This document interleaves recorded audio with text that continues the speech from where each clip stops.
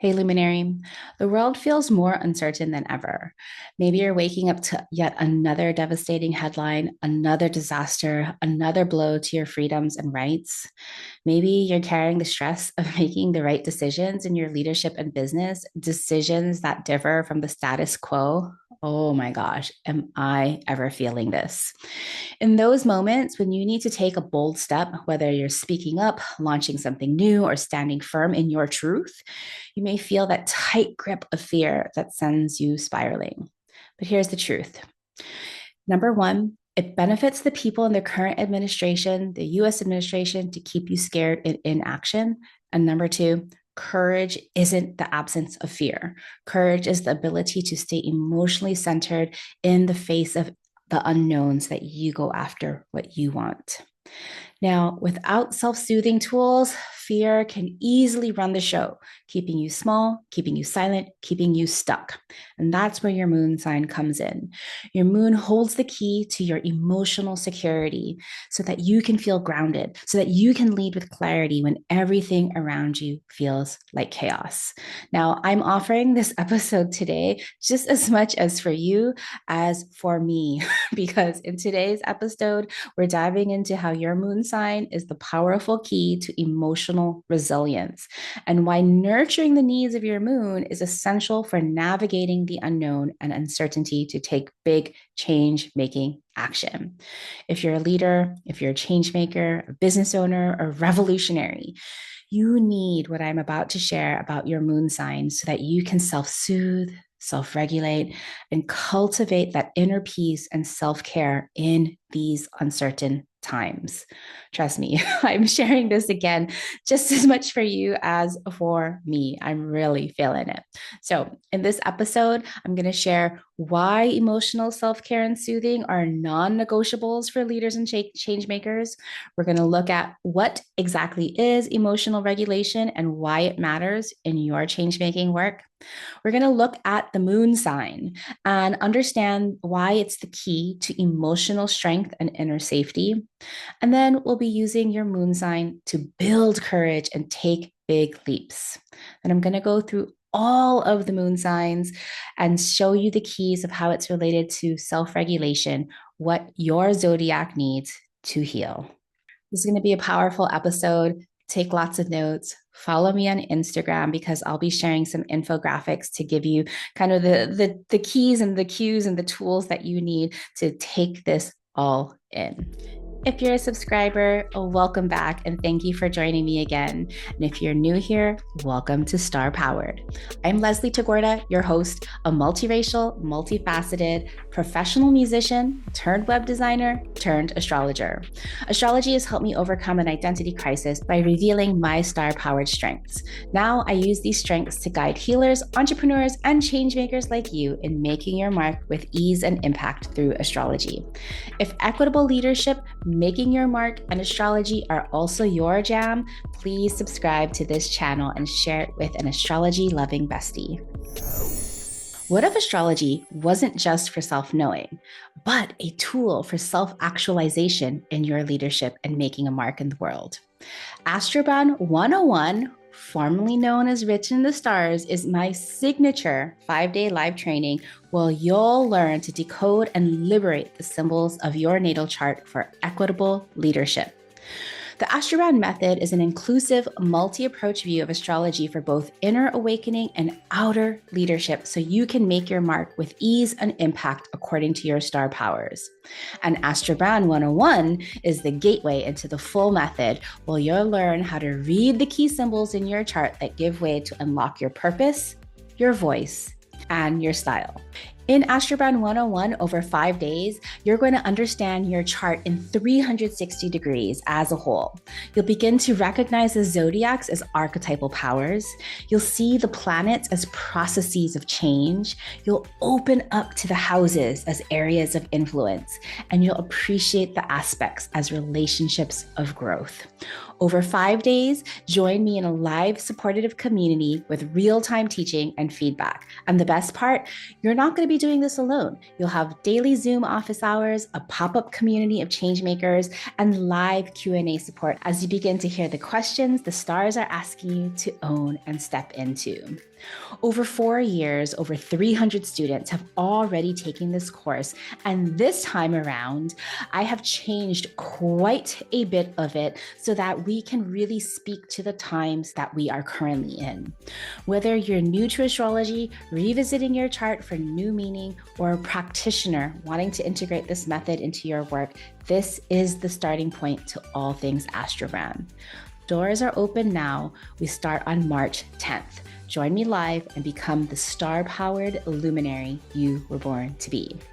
Now, because of the uncertain times that we are living in, I've changed the pricing model so that you can pay what you can with a suggested tuition of $147 for the 5 days of training. Head on over to starpowered.com/101 to register now. Okay, friends, before we dive into everything, I just wanted to kind of share just kind of like what I've been feeling into the world because, last week I sent an email about the Aquarius new moon, about belonging, about community, and I added an affirmation, a mantra to the top of my email announcing the Aquarius new moon, and I basically said, "You are safe, you are loved, and you belong." If you listen to that episode, you heard me say that. And I received some inquiries on my email saying, like, how do you know?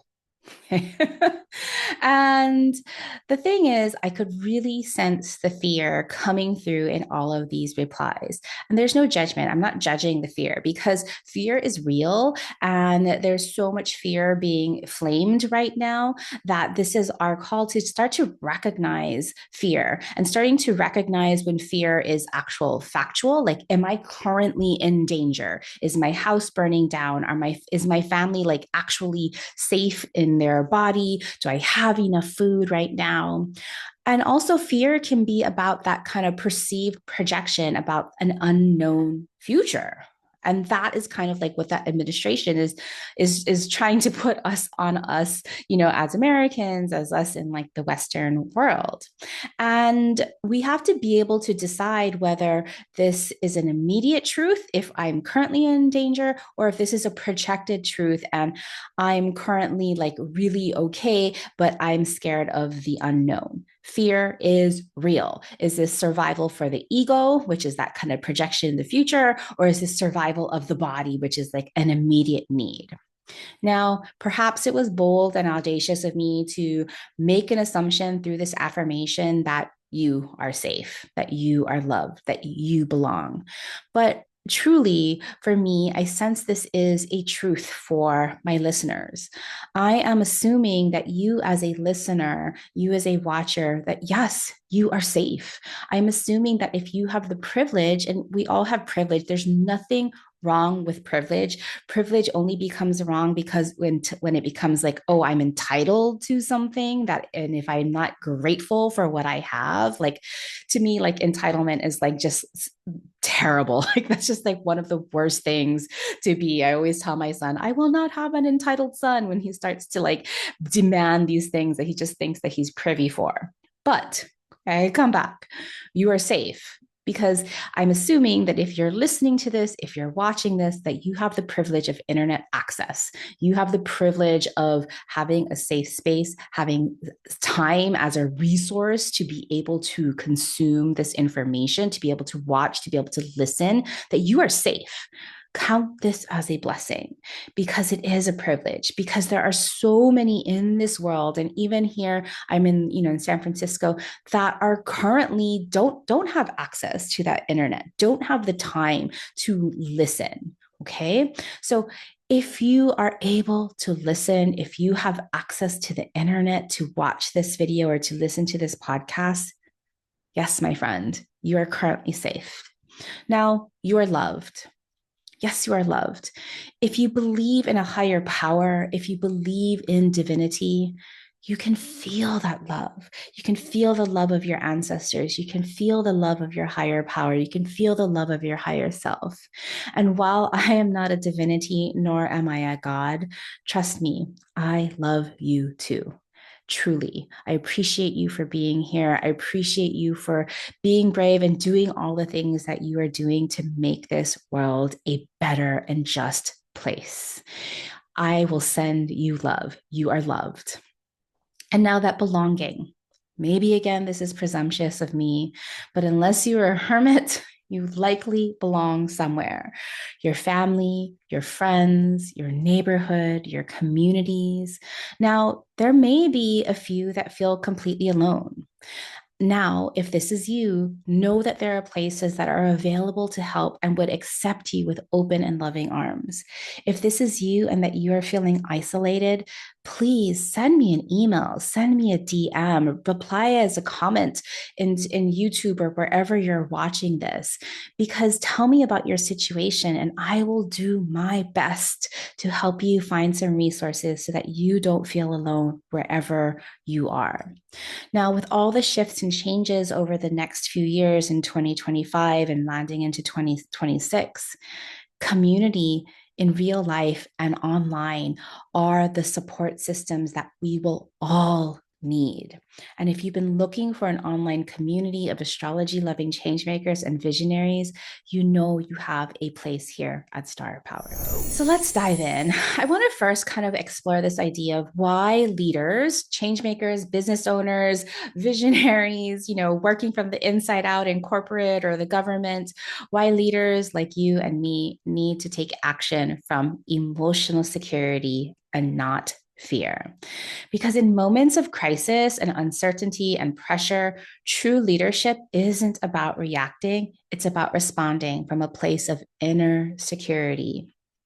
But how do you lead with clarity when the world is constantly throwing fear and urgency and doubt in your path? This is where emotional self care and self soothing become non negotiable because the most powerful leaders don't push through fear, they learn how to regulate it. Right? You already know that fear is a powerful motivator. It gets us moving, it guides us, but does it truly guide us in the right direction?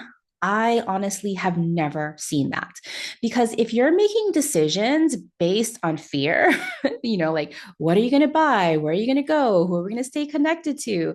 All of these things are shaped by the fear of missing out. How many courses have you bought because you feared missing out instead of going, oh, this is something that I truly wanted to learn? How many events did you go to? How many things did you buy in bulk because there was like, oh, this is your last chance to buy something from this place of scarcity and urgency? When we are making decisions from places of scarcity, of urgency, of missing out, we are taking fear based actions. And we are taking fear based actions. These are going to be producing results that do not align with your highest path. When I say aligning with your highest path, I mean towards your purpose, towards your values, towards what is really meaningful for you right now, knowing what you want. And knowing what you want, what you desire is very hard to see. It's very hard to get clear when there's so many things bogging down on you, when there's so many like, oh, I'm missing out on sales. Oh, I'm missing out on making money. Oh, I'm all of these things. Okay. Even if you've been, laid off right now, or your job might be on the line right now, and you're being forced to do things that are out of your values, I can understand where you might be needing to make decisions based on fear. But what if? What if you said no? What if you took that leap of faith to trust that there's something better waiting for you on that other side? Of course, it's unknown. So, how do we know? And part of fear is that fear of the unknown because, working at that job that you hate, but it pays the bills. Yes, sometimes we have to pay the bills, but what if there's something better waiting for you when you finally say, I can't do this anymore. It doesn't align with my values. It doesn't light me up. It doesn't put me on my highest path. If you read the news, if you read Entrepreneur Magazine, if you read all these other kinds of places that have these like feel good stories about people who left their tech jobs and like opened a wine company, or left their tech jobs and started shucking oysters, or left their, their cushy cushy job and started doing these big things.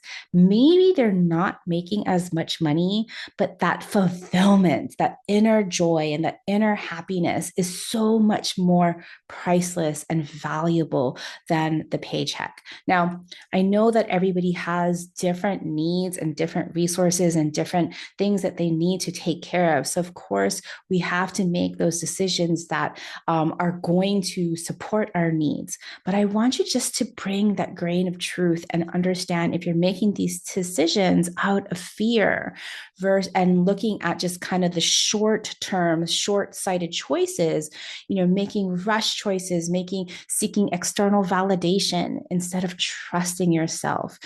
Are you keeping small instead of stepping into your full potential?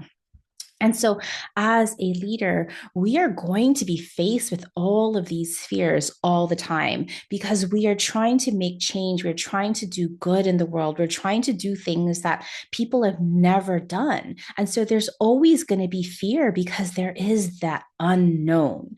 And so, if you are a leader, if you're trying to make that big change, I want you to see that if you're making changes from fear, that's not necessarily going to bring you to the place that you truly want to go. I know I've been working on this. I've been helping my clients work on this because they're juggling a lot of different things. How do we stay true to our path? Now, when you're leading from this place of emotional security, remember that emotional security doesn't mean that there is no fear.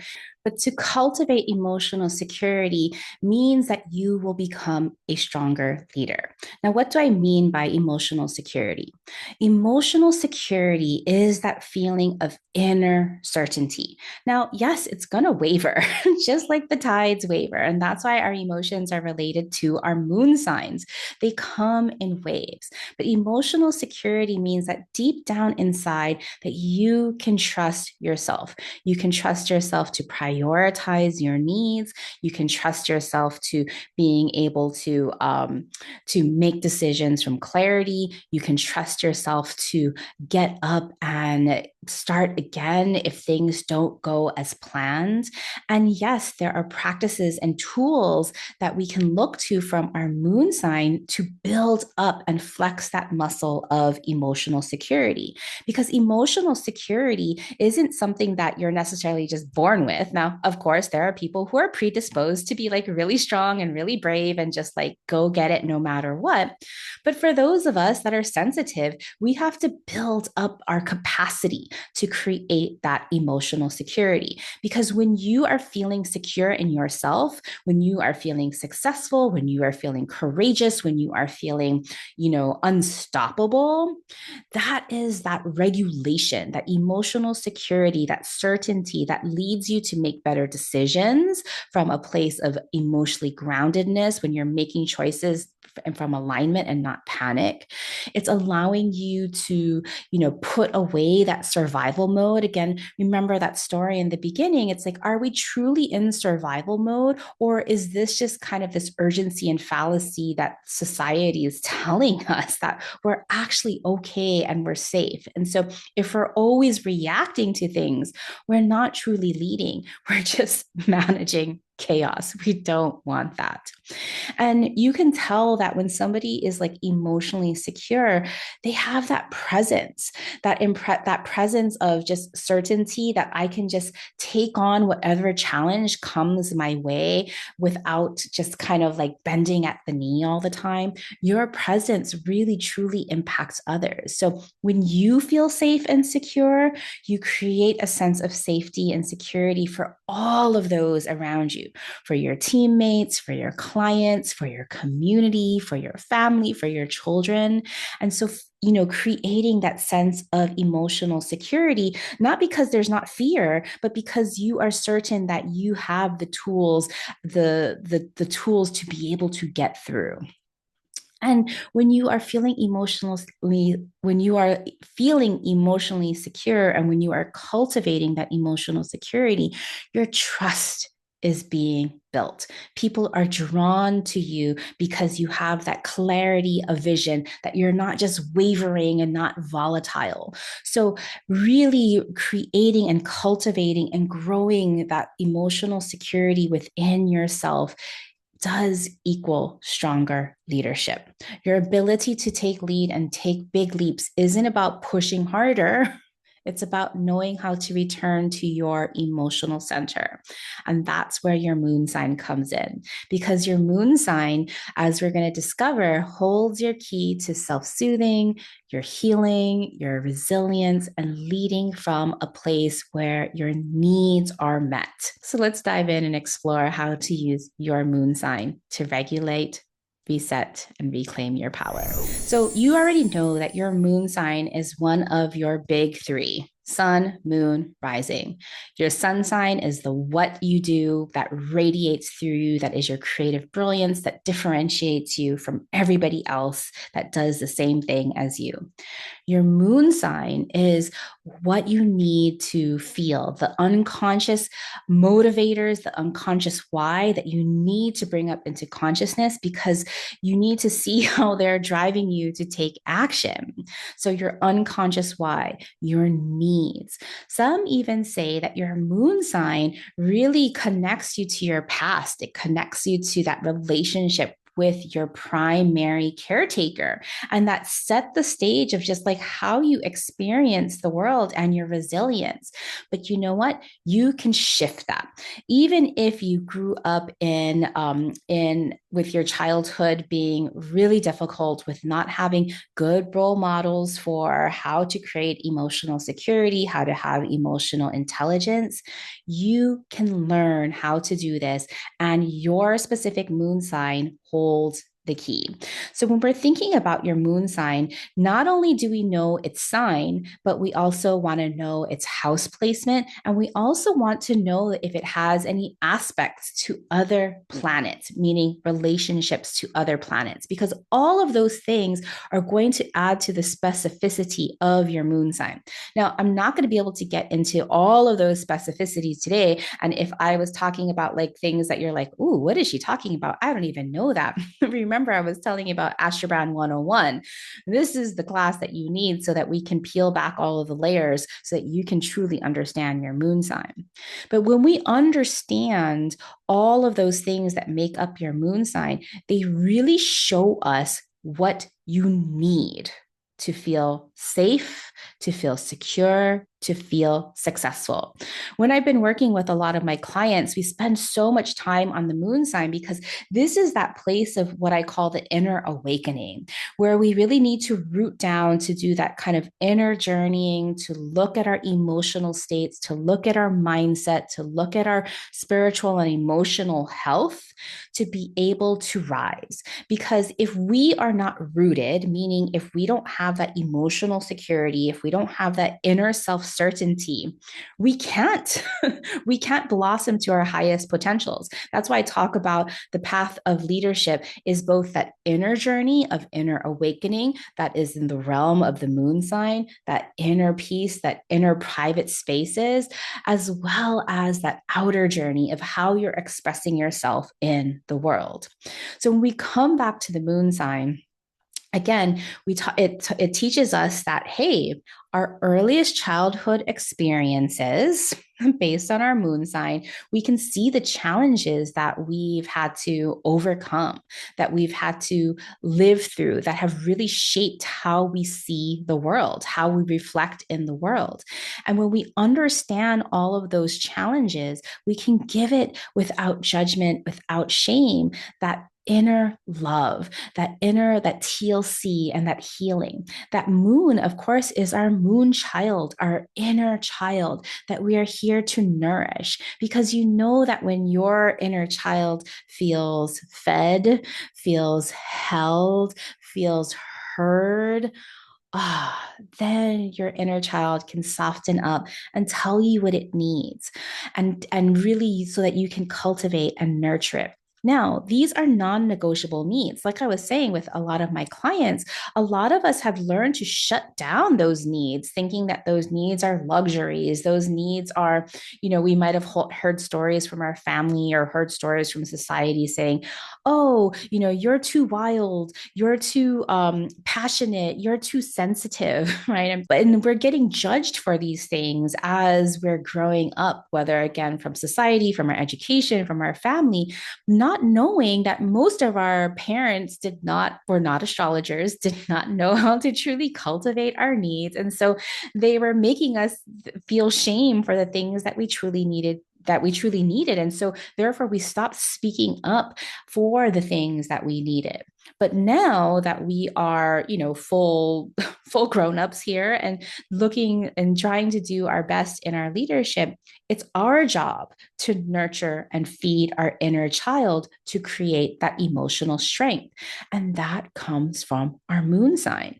So, can you imagine if you were a Cancer moon who is so sensitive, and instead of your parent says, oh, why are you crying again? Stop crying. You're so sensitive. Instead, they said, your tears are your power. How can you feel into those tears? What are those tears teaching you? Just like in that movie, Inside Out, if you haven't seen that Pixar movie, it's so beautiful where we are learning the power of sadness, the power of joy, the power of anxiety, and how our emotions are really showing us what we need. Now, oftentimes when I talk about that moon sign, and as you're talking about how our emotions can either make it or break it for us in terms of like making decisions based out of fear versus making decisions based out of emotional security, our emotional center becomes that gatekeeper. If we get inspired by fire to do this great next new thing, and then we think about it in the realm of air where we like logicize it, try to figure out how things happen, before we can take earthly action in our hands, it first has to go through our heart, our moon. And if the moon, if your inner child, if your inner sense of self is like saying, oh, that's scary, that's too much, I don't know what to do, this is not clear, I'm really afraid of like my ego's health, my physical health, all of those things, the moon sign is going to say, it's going to stop it from happening, and it's going to start making decisions based on fear. But if your moon sign is feeling regulated, if it's feeling secure, if you know like if for me, like going on a walk or taking a shower or doing my breathing exercises helps me come back to myself, helps me create that calmness in the center of a storm or chaos, then I can say, that is not what I want. This is what I need. This is what I need to make my decisions. This is what I need to go where I want to go, despite all of the outward signs telling me not to. And so, when you understand that your moon is that gatekeeper that is going to allow you to make decisions based on courage, based on security, versus based on scarcity and fear, your moon sign all of a sudden has a way more important role. Okay. You do not want your moon sign, those unconscious fears, to be making your decisions. That's why you want to bring those unconscious fears to consciousness so that you can start to make better decisions. So let's talk about what this exactly means and how you can use your moon sign to build courage so you can take some big leaps. Now, remember that the moon represents your emotions, your intuition, your inner security. It represents your past. It represents your relationship to your primary caretaker and all those patterns that were created. Now, when we look at those past patterns that were created from our emotional caretakers or our primary caretakers, for me, I did not have a good relationship with my mom. My mom was an addict and she was in and out of hospitals. She was not dependable. And you can kind of see that in my natal chart with my moon conjunct Neptune. Right? Just emotionally unavailable. And so I learned at a very early age to suppress my emotions, to avoid them, to run away from them because there was no really good outlet for them. Now, as a grown up, I can recognize my default emotional responses that are like under duress or under fear or under stress, which is not really useful when running a business or when being in a relationship or anything. And I've needed to learn how to say, okay, how do I turn that emotional avoidance, that pattern that I've had, and to look at that emotional avoidance, not with judgment, not with shame, not with saying, oh, look at you avoiding again, and say, oh, I recognize that I am avoiding right now.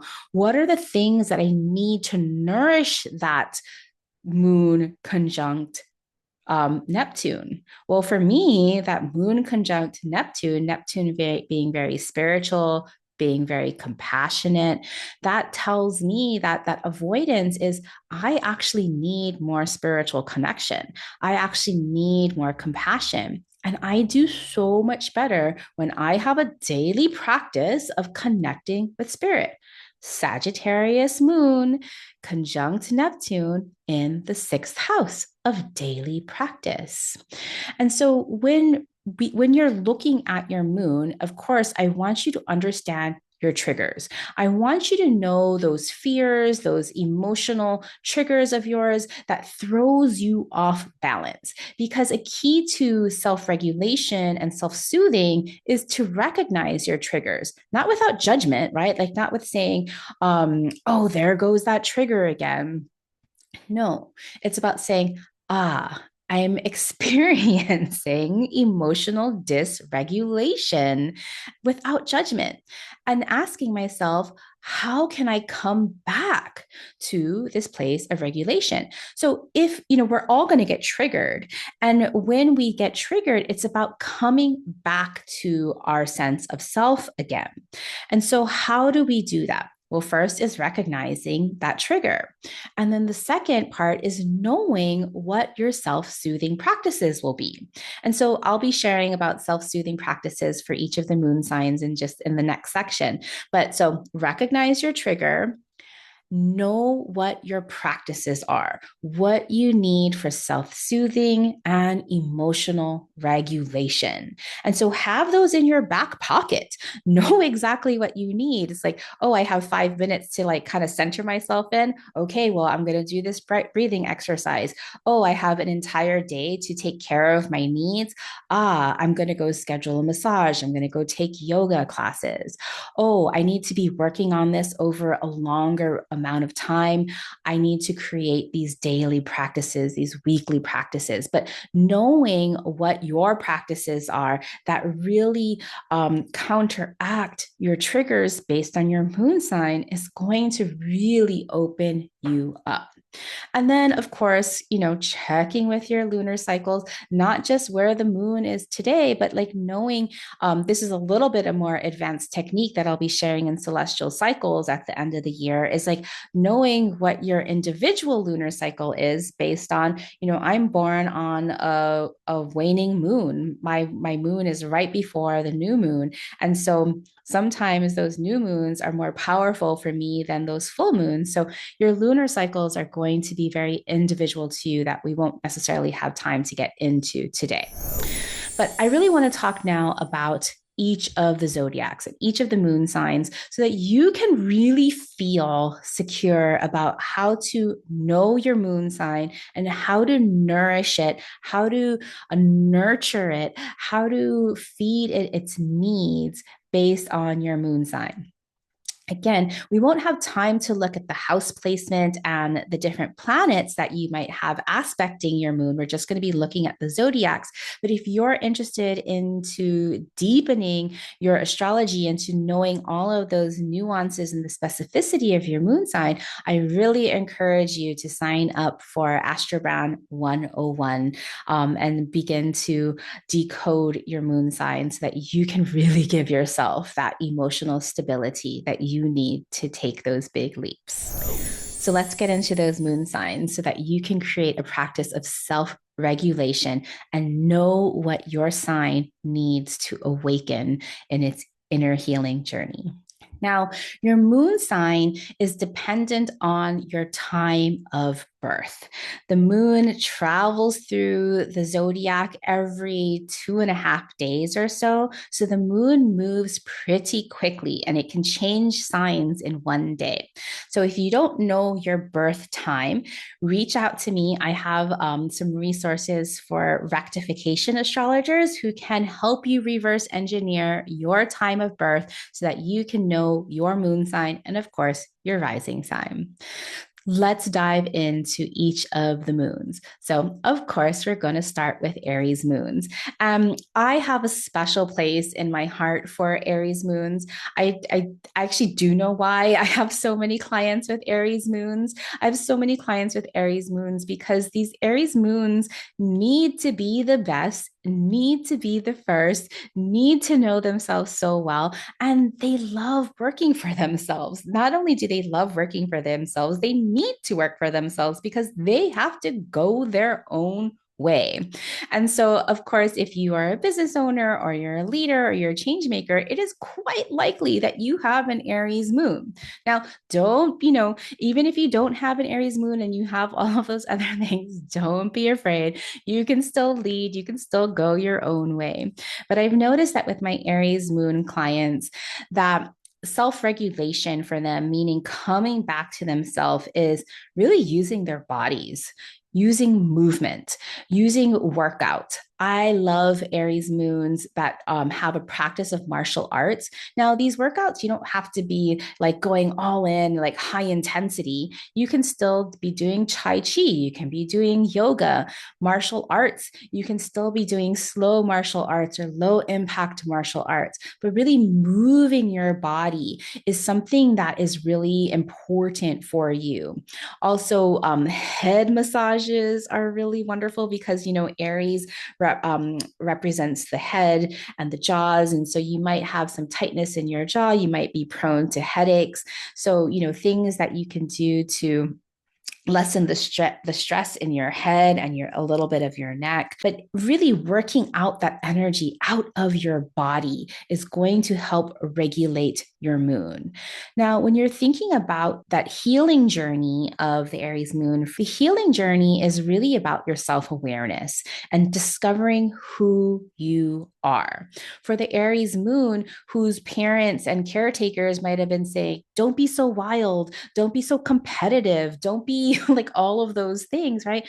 Well, Aries is here to be wild. Aries is here to want to be their best selves. Aries is here to want to be the first, to have that competitive edge. And so having that self-awareness without judgment and knowing who you are is truly are, not what others are shaming you or judging you to be, is truly on that path of inner awakening. So, Aries moons, move your bodies, build up that heat, advocate, you know, be that first person. That is what you need. For my Taurus moons, now all of your needs here, you might have been judged for, oh, that's superficial, or you're eating too much, or you're lazy, or you're just always wanting to like feel comfortable. Please understand that those things that you might have been judged for are truly needs for you. As a fixed earth moon, you need to feel those creature comforts. You need those bear hugs. You need those weighted blankets. You need those soothing scents and soothing materials. You need to be eating really filling and delicious and satisfying foods for you. That's what makes you regulated. All of your tactile and physical experiences, all of your sense, your eyes, your smell, your hearing, your touch, your taste, all of those things, when you are satisfying those, of course, within reason, this is going to be able to soothe you. Those Taurus moons are one of those moons that really, really need a lot of physical soothing sensations. And when you're on your inner journey, you're really looking at how to heal your sense of self worth. Are you worthy of having? Are you worthy of belonging? Are you worthy of doing what you're doing? And so, really analyzing your messages of self worth is really going to open you up, and it's really going to help soothe and regulate you when you're making some big decisions. For my Gemini moons, to regulate yourself is to feed your mind. It's to feed the way that you think about things. It's to be in movement, to be quick, reading and journaling and socializing, to do some breath work, to get out into fresh air as an air moon. Being with air, being with other people is it helps you regulate. So co regulate with your friends, surround yourself with the people that you feel safe with is going to really help that Gemini moon. If you are thinking about a problem, really talking through that problem or writing about or journaling about that problem is really going to help you move through things, help you get centered. And when you're on that kind of self awakening, that inner awakening process, what you are looking for is self expression. What do you think? What do you say? How is your message? How are you feeling safe to express yourself? Is really what needs to be opened up and awakened in yourself. You might have been told as a young child that you're too talkative, you're disrupting the class because you're talking too much and sending all of those notes and just going around. But what you really truly need is to talk about things, is to be that social butterfly, is to be like sharing ideas around. So as you're really, coming to terms with those kinds of past experiences where you were judged for being too Gemini moon, really think about how you need to really feed and nurture those parts of your ability to express yourself, express your ideas, and be being with others. For my Cancer moons, emotional, sensitive.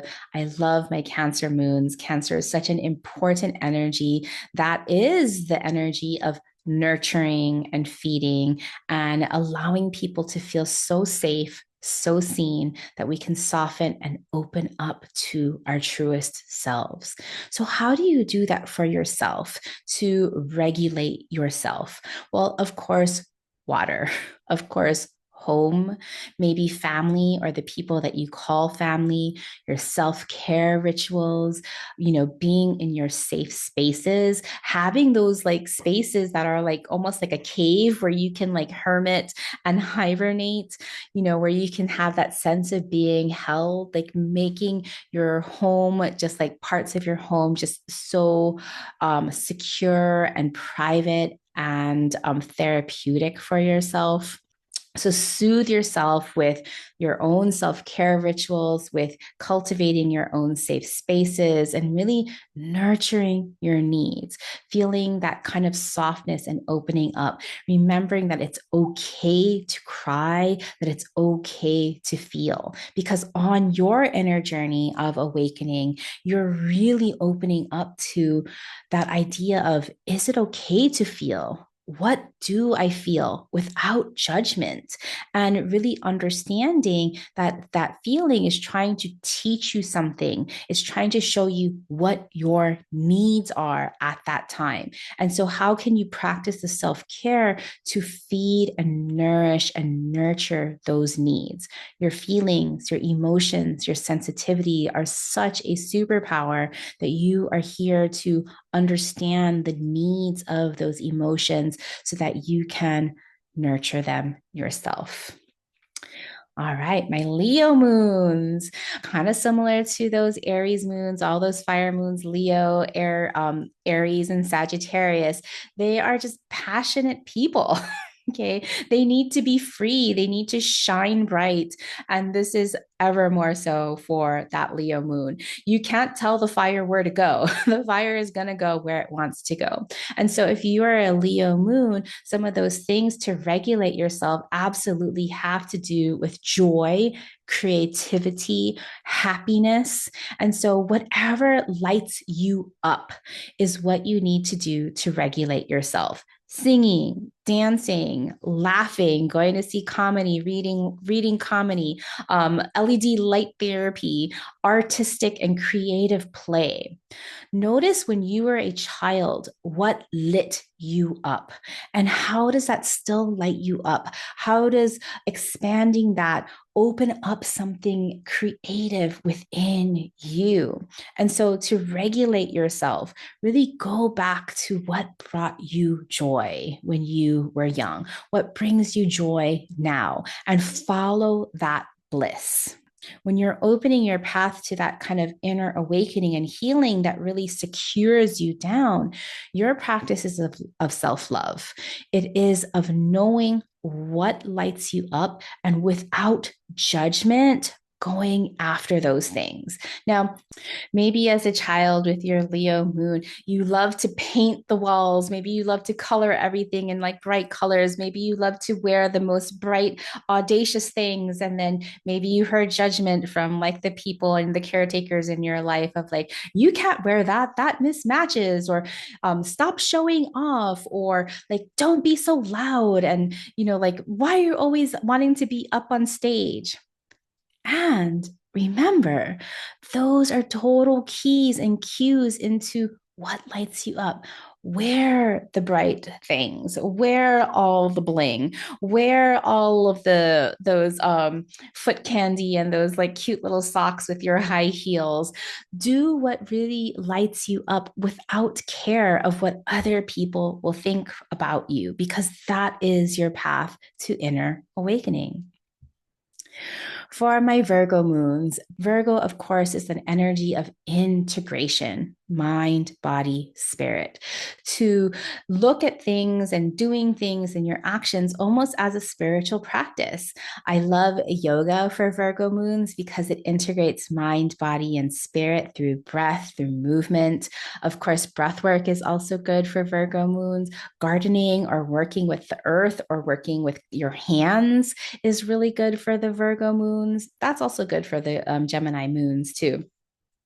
Organizing things, making sure things are not cluttered, mindfully eating really highly nutritious food, creating different structures and rituals for yourself, not structures that are so rigid, but structures that allow you freedom, that allows you to create a daily practice, something that you can do regularly, like a ritual.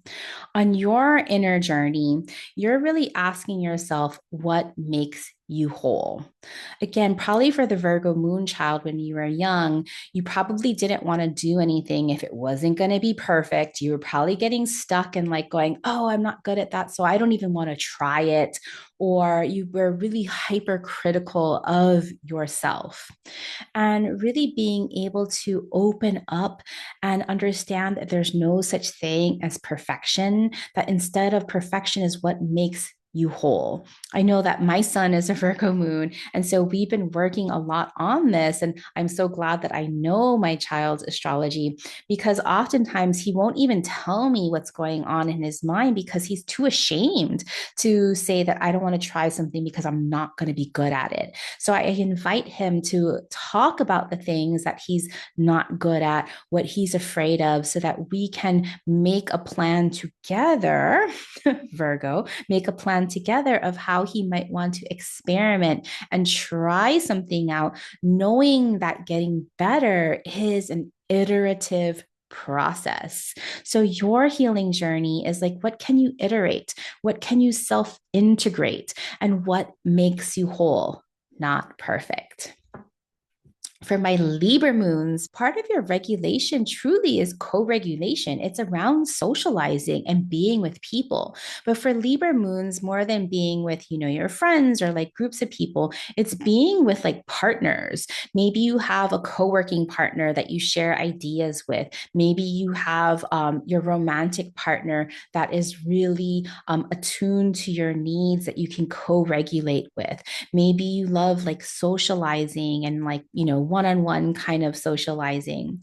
But also Libra moons need their beautiful spaces. They need to feel that they are part of a partnership, but also interdependent, not codependent, that they're collaborating and sharing, that they're creating harmony and balance in all of their spaces, both physical spaces as well as their energetic spaces.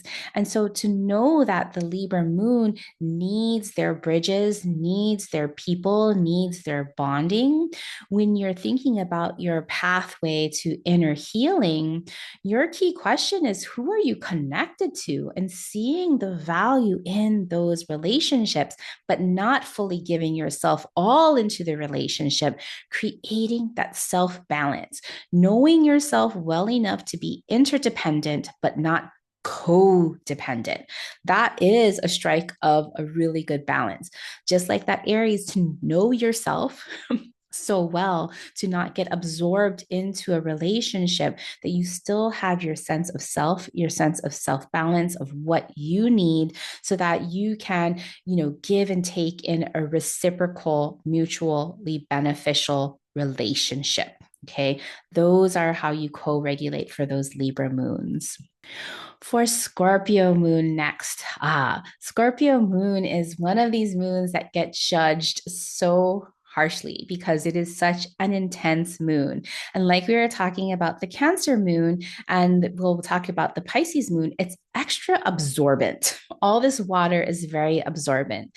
And so Scorpio moon can get really, really heavy when it's just not able to let go of deep emotions that are no longer serving.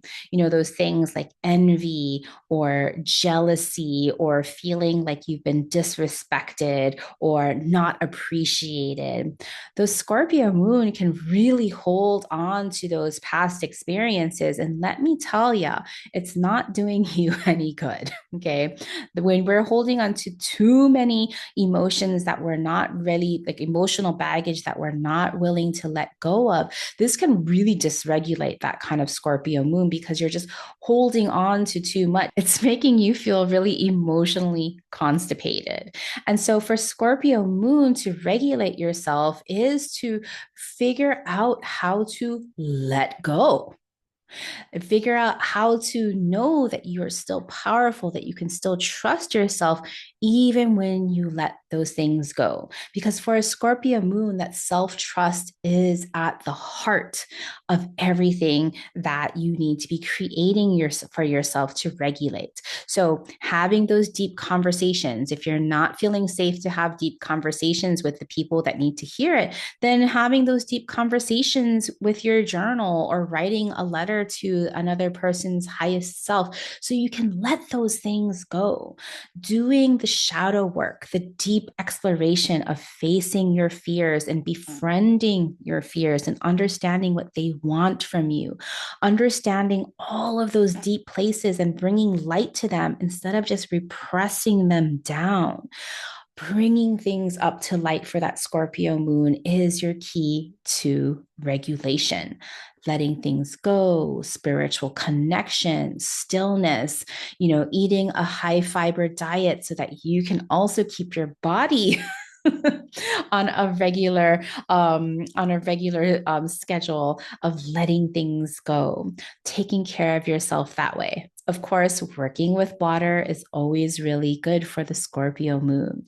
But on your healing journey, on that inner awakening, you're really cultivating this idea of self trust. Instead of looking outwards or blaming other people for you not having the things that you need, is allowing yourself that self trust to be able to give yourself what you need because you are powerful.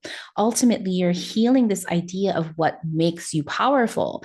And what makes you powerful is healing your self trust, is knowing that your intuition is on point, that your red flags are always showing you your red flags, that your instincts are telling you what you need. And so understanding that, trusting that, is at the heart of your power. So, whatever you need to do to regulate that self trust is what you need to self soothe, Scorpio moon. All right, calling all my Sagittarius moons, like myself. Regulating for Sagittarius is about exploring. It's about feeding that lifelong learning. What do you want to explore? How do you want to broaden your horizons? How do you want to expand your perspectives? Now, oftentimes, if you just have 5 minutes, right, to regulate that Sagittarius moon, sometimes it's just imagining and envisioning and doing a visualization so that you can take a bird's eye view and see things from a different perspective. Sometimes maybe you have a day or an afternoon where you want to go explore. So you can take these mini explorations where you live. Maybe you even just want to take a different path home the next time. That's really how to regulate that Sagittarius moon, is getting a different perspective and broadening your mind. And part of the Sagittarius moon is really healing your belief in yourself. The inner awakening, your inner journey is believing in your capacity, believing in yourself, finding out what your own beliefs are that are different from others. Understanding, why do you believe this? If you have a Sagittarius moon, maybe you've been told what to believe or to not believe in yourself, that, like the experts are always living outside of you, that divinity and God lives outside of you. But for Sagittarius moon, this is really coming back to your inner belief that you already know your way. And so part of that healing for you, believing in yourself, knowing your way, and regulating and self soothing yourself, is about getting your own higher perspective. All right, for my Capricorn moons, this is another moon that I've noticed for my clients. This is also a challenging moon because Capricorn moons are one of those moons that say there is an expert about something. And usually for a Capricorn moon, at least for the immature, for the young Capricorn moon, it's always looking for that expertise outside of themselves. But really coming back to that Capricorn moon is that expertise lives within yourself. So understanding that your own self-determination isn't about obligation and duty and like hard work for others, but it's about your own goals, your own desires, your own wisdom and lived experience that already lives within you. Capricorn moons are those wisdom holders. Those wisdom holders, sometimes there's been generations of gaps of wisdom lost through colonization or through assimilation, where you forget what your expertise is, where you forget the wisdom of your ancestors. And so for Capricorn moon, it's to really feed those needs, to feed your dreams, to remember that you are the expert, that your lived expertise is enough. And so to regulate your Capricorn moon is to build your strength, build the strength of your bones, build the strength of your boundaries, practice saying no, practicing prioritizing and creating structures around the things that you want. So grounding yourself, feeling your feet in the earth. You have 5 minutes that you need to regulate yourself. Get your feet on the earth. You have an hour, maybe do some strength training, whatever that means for you, so you feel strong in your bones.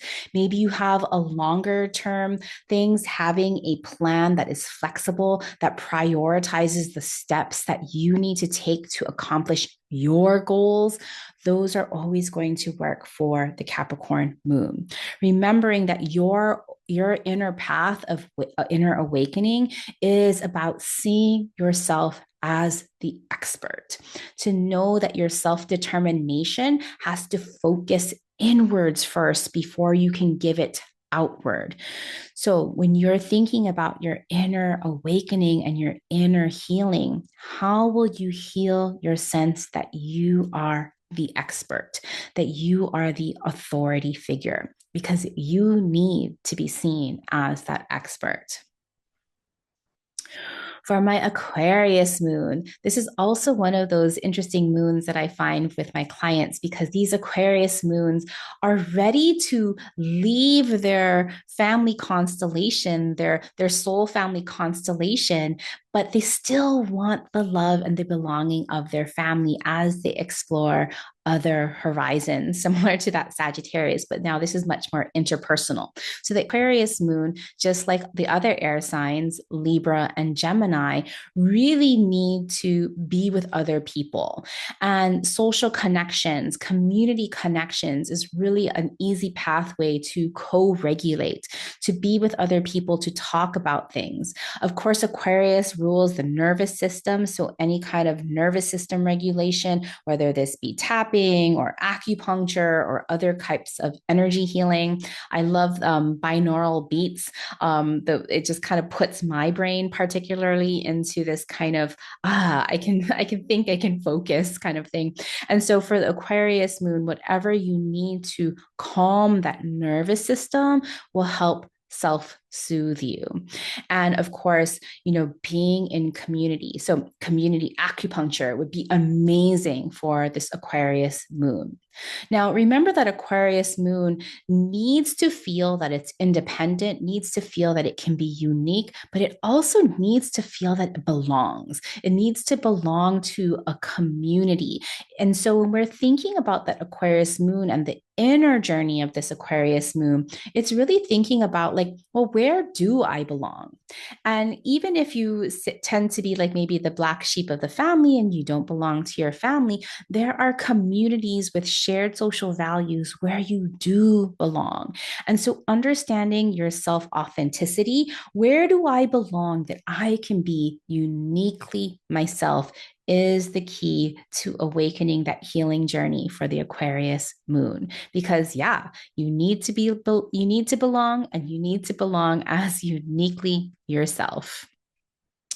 And lastly, for my Pisces moons, your sensitivity is so vast and so deep. Just like the Cancer and Scorpio moons, again, you're very absorbent. So, really being able to filter out what is yours and what is not yours.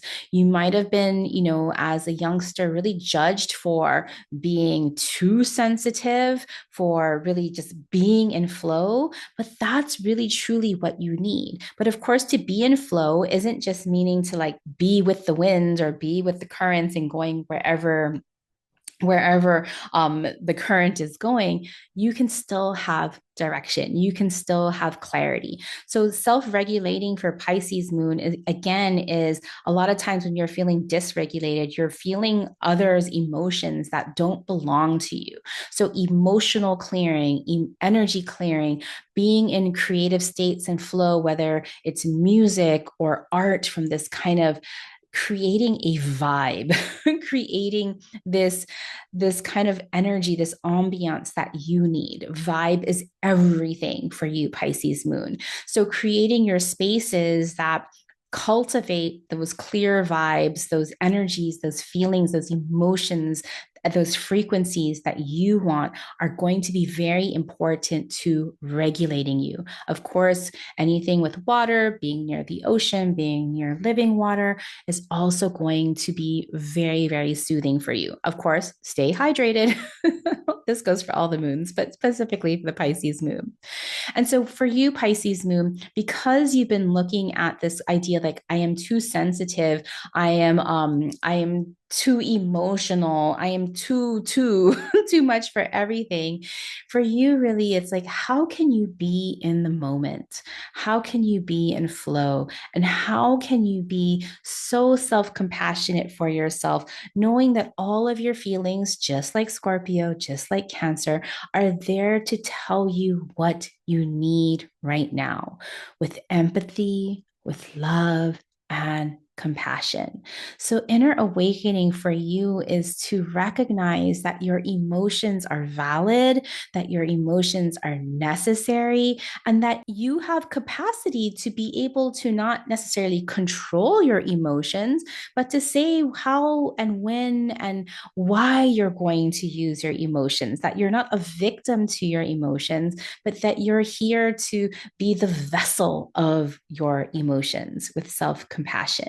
You are here to create other worlds, to create other energies and frequencies and vibes for everyone.